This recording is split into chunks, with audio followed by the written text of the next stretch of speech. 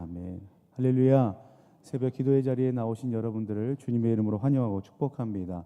오늘 저와 여러분들이 함께 살펴볼 말씀은 느헤미야 11장 말씀입니다. 이제 돌아온 이스라엘 백성들에 의해서 이스라엘의 수도 예루살렘 성은 다 재건되었습니다. 하지만 그곳에 거주하는 사람들은 매우 적었던 것이 현실이었습니다. 느헤미야 7장 4절 말씀에 보면 이렇게 기록이 되어 있습니다. 그 성읍은 광대하고 그 주민은 적으며 가옥은 미처 건축하지 못하였음이니라. 이렇게 기록하고 있습니다. 예루살렘은 이스라엘의 수도였음에도 불구하고 백성들이 거주하기를 꺼려하던 곳이었습니다. 예루살렘을 꺼려했던 가장 큰 이유는 두 가지로 말할 수 있는데, 첫 번째, 그곳은 황폐된 곳이기 때문에 그렇습니다. 예루살렘은 폐허가 되어 더 이상 예전의 화려함을 간직하고 있지 않습니다. 그곳을 삶의 기반으로 삼기에는 너무나 환경이 열악한 가운데 있었기 때문에 사람들은 그곳에 사는 것을 꺼려했습니다. 그리고 또 다른 이유는 안전에 대한 부분입니다. 예루살렘은 화려하지 않아도 결국 이스라엘의 중심이었기 때문에 대적들로부터 공격을 당할 확률이 그 어떤 다른 지역보다 더 많았던 것이 현실입니다. 이와 같은 여러 가지 이유들로 인해서 예루살렘은 사람들에게 거주 기피 대상지가 되었습니다. 그런데 만약 여러분들에게 이와 같은 상황이 생겼다고 한번 상상해 보시기 바랍니다. 어떠하실지 제가 말씀드리겠습니다. 다른 누구보다 더 부족하고 다른 누구보다 더 수고해야 하며 때로는 위험함을 감수해야 하는 일이 우리 가운데 생긴다면 그때 여러분들은 어떻게 반응하시겠습니까? 오늘 말씀이 그에 대한 답을 알려주고 있습니다.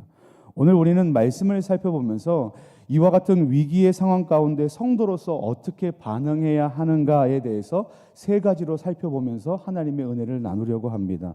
첫 번째, 저를 한번 따라 하시겠습니다. 솔선수범해야 합니다. 1절 상반절 말씀에 보면 이렇게 기록되어 있습니다. 백성의 지도자들은 예루살렘에 거주하였다라고 성경은 기록하고 있습니다. 예루살렘은 어떤 지역이었냐면 이 당시에 누구나 피하고 싶어하는 땅이었습니다. 그곳에 가면 더 수고해야 하고 더 손해를 볼 수도 있고 더 위험을 감내해야 될 수도 있는 상황이었습니다. 이와 같은 상황 가운데 사람들은 100이면 100명 모두 다 그 일을 하고 싶어 하지 않을 겁니다. 너 예루살렘으로 이사 가라 그러면 그 일을 하고 싶어 하지 않는다는 말입니다. 그런데 오늘 본문 말씀에 그 일을 가장 먼저 감당했던 사람들이 등장합니다. 그들이 누구냐 하면 바로 백성의 지도자들이었습니다. 지도자들은 누구에게 그 일, 그러니까 예루살렘에 들어가 살라고 말하기도 전에 그들 스스로 먼저 그 일을 행함으로 모범을 보이는 삶을 살았다고 성경은 기록하고 있는 겁니다. 그러면 우리는 어떤 생각을 보통 갖는가? 이런 생각을 합니다.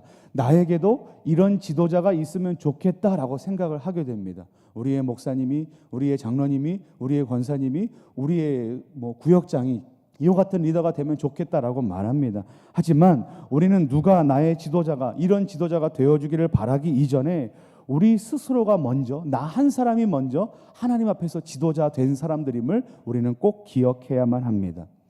이 자리에 모인 우리는 하나님 나라의 복음을 받은 사람들이고 그 받은 복음을 누군가에게 전하며 제자를 삼아야 할 책임을 갖고 있는 사명자요 지도자라는 사실을 우리는 반드시 기억해야만 합니다. 우리는 우리가 속한 소그룹인 구역과 가정에서 리더와 가장으로 부름을 받았습니다. 또는 부모로 부름을 받았습니다. 또는 믿지 않는 사람들에게 복음을 전하는 사명자로 부름을 받아 지도자의 자리에 서 있는 우리는 모두 다 리더인 것입니다. 우리는 지도자로 서 있는 그 자리에서 어떻게 해야 된다고 성경이 말씀하고 있냐면 비록 더 수고하고 더 손해를 봐야 할 수 있는 상황 가운데 있게 될 것이지만 그럼에도 불구하고 우리는 먼저 지도자로서 솔선수범해야 한다라고 오늘 성경이 우리에게 교훈하고 있습니다. 자, 두 번째, 저를 한번 따라 하시겠습니다. 순종해야 합니다. 우리 1절 말씀을 한번 같이 읽어보겠습니다. 1절 말씀 같이 읽겠습니다. 시작. 백성의 지도자들은 예루살렘에 거주하였고 그 남은 백성은 제비 뽑아 10분의 1은 거룩한 성 예루살렘에서 거주하게 하고 그 10분의 9는 다른 성읍에 거주하게 하였으며. 아멘. 느헤미야는 예루살렘에 거주하게 될 때 예루살렘에 거주할 사람 10분의 1 그 사람을 정하기 위해서 오늘 어떤 방법을 선택했냐고 성경은 기록하고 있습니까? 제비를 뽑았다라고 기록하고 있습니다. 구약 성경에 등장하는 이 제비 뽑기는 하나님의 뜻을 알기 위해 사용되었던 방법 중에 하나입니다.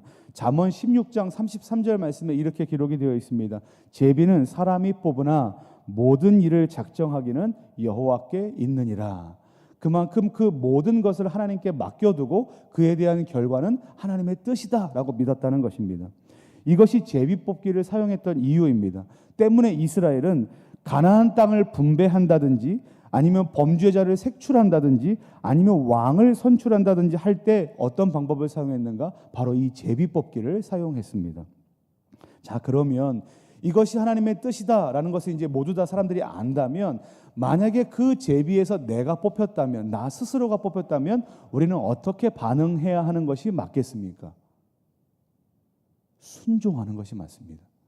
제비에 만약에 내가 뽑히게 되었다면 그 제비 뽑기에 뽑힌 나는, 당사자는 어떻게 해야 되는가? 순종하는 것이 오늘 성경에서 말하고 있는 교훈입니다. 앞에서도 말씀을 드렸지만 예루살렘에 거주하는 것은 그 누구도 원하지 않았던 일입니다. 그만큼 포기해야 할 것들과 희생해야 할 것들이 많았기 때문에 그렇습니다. 그럼에도 불구하고 제비를 뽑아 하나님의 뜻을 물었던 그들은 어떻게 했는가? 2절 말씀에 보면 이렇게 기록되어 있습니다. 예루살렘에 거주하기를 자원하는 모든 자를 위하여 백성들이 복을 빌었다라고 성경이 기록하는데, 제비 뽑힌 그들은 예루살렘에 거주하기를 어떻게 했다고 되어 있습니까? 자원하였다라고 성경은 기록하고 있습니다. 그들은 자기 자신의 안락함과 자기 자신의 뜻보다 무엇을 더 소중하게 여겼는가? 하나님의 뜻과 하나님의 도우심을 더 크게 여기고 그에 대해서 순종으로 반응했다고 오늘 성경은 이야기하는 것입니다. 하지만 그냥 순종하는 것이 아니라 어떻게 순종하였다고 되어 있냐면 자원하여 순종하였다라고 기록하고 있습니다. 이 자원하여 순종하였다는 것은 억지로 순종한 것이 아니라, 그냥 마지못해 따라간 것이 아니라 기꺼이 그 뜻에 순종하였다라는 것을 의미하는 단어입니다. 오늘을 살아가는 우리의 삶에도 이와 같은 하나님의 말씀에 기꺼이 순종하는 삶의 모양이 있기를 예수님의 이름으로 간절히 축원합니다. 비록 하나님의 말씀대로 사는 것이 때로는 우리의 상식과 우리의 상황과 맞지 않는 것처럼 여겨진다 하여도 그것이 하나님의 뜻이라면 자원하여 순종하는 것이 옳을 줄 믿습니다. 자, 세 번째, 저를 한번 따라 하시겠습니다. 사모해야 합니다. 1절 말씀에 보면 예루살렘을 거룩한 성이라고 표현하고 있습니다. 왜 그런가? 예루살렘은 하나님의 임재의 상징인 그와 같은 성전이 있는 곳이기 때문에 그것을 거룩한 성이라고 오늘 성경은 표현합니다. 이스라엘은 어떤 것을 꿈꿨냐 하면 언제나 이 성전의 삶을 중심에 두는 것을 꿈꿨습니다. 내가 성전으로 돌아갈 것이다. 성전에서 하나님과 만나는 것을 회복할 것이다 라는 것이 그들의 꿈이었습니다. 포로로 끌려가서도 그들은 늘 성전에 대해서 꿈꿔왔고 하나님의 임재하심과 하나님의 함께하심을 삶 깊이 간절히 기대했던 것이 바로 그들의 삶의 태도입니다. 그리고 이제 고향 땅으로 돌아왔습니다. 그런데 돌아와 보니 꿈꿔왔던 예루살렘, 그 고향이 어떻게 된 것입니까? 폐허가 된 것입니다. 더 이상 예루살렘은 이전처럼 화려하지도 않고 그 어떤 매력도 가지고 있지 않습니다. 오히려 너무나 황폐화되고 위험한 곳이라 사람들이 그곳에 살기를 다 거부하고 있다라고 성경은 이야기합니다. 하지만 이처럼 화려한가 그렇지 않은가에 대한 외형보다 더 중요한 것이 있다고 성경은 말씀하고 있는데, 제가 한번 말씀을 읽어드리겠습니다. 학개서 2장 9절 말씀입니다. 학개서 2장 9절에 이렇게 기록되어 있습니다. 이 성전의 나중 영광이 이전 영광보다 크리라. 만군의 여호와의 말이니라. 내가 이곳에 평강을 주리라. 만군의 여호와의 말이라. 아멘. 이렇게 기록하고 있습니다. 이 성전의 나중 영광이 이전의 영광보다 클 것이다라고 성경이 말하고 있는 이 뜻은 무엇인가 하면, 나중에 지어진, 학개서 때 나중에 지어진 볼품없는 지금의 성전은 이전에 있었던 솔로몬의 성전, 화려하고 가치 있었던 그 성전보다 더 큰 영광을 갖게 될 것이다 라고 이야기한 겁니다. 과거에는 화려했지만 지금은 초라한 그 모습이 어찌 보면 과거보다 더 화려한 하나님의 영광을 드러내게 될 것이다 라고 성경이 기록하고 있는 겁니다. 이것은 어떤 의미를 갖고 있냐면 외적인 아름다움과 상황과 조건보다 더 가치를 두어야 할 것이 무엇인가? 바로 지금 함께 하시는 하나님, 거기에 큰 가치를 둬야 한다고 말씀하고 있는 겁니다. 예전에 함께 하셨던 하나님도 중요하고, 그리고 어떤 상황과 가치가 더 커 보이는 것도 중요하고, 돈이 많아 보이고 화려하고 많은 가치들이 있는 것이 중요하지만 그 가치보다 지금 나와 함께 하시는 그 하나님이 더 큰 가치요, 더 큰 소망이요, 더 큰 기대가 돼야 한다고 성경은 말하고 있는 겁니다. 우리는 이처럼 그 어떤 상황과 가치보다 하나님을 더 크게 신뢰하고 더 큰 가치로 둬야 할 사람들인 것을 우리는 깨달아야 합니다. 사랑하는 성도 여러분, 이제 말씀을 마치겠습니다. 여러분들은 어떤 것을 가장 큰 가치로 여기고 살아가고 계십니까? 부디 오늘 말씀을 들으시고 바라기는 눈에 보이는 좋은 물건과 가치와 상황들보다 하나님을 더 큰 가치와 기대와 소망으로 여기고 살아가시는 저와 여러분들 되시기를 예수님의 이름으로 간절히 축원합니다. 우리 함께 기도하겠습니다. 서상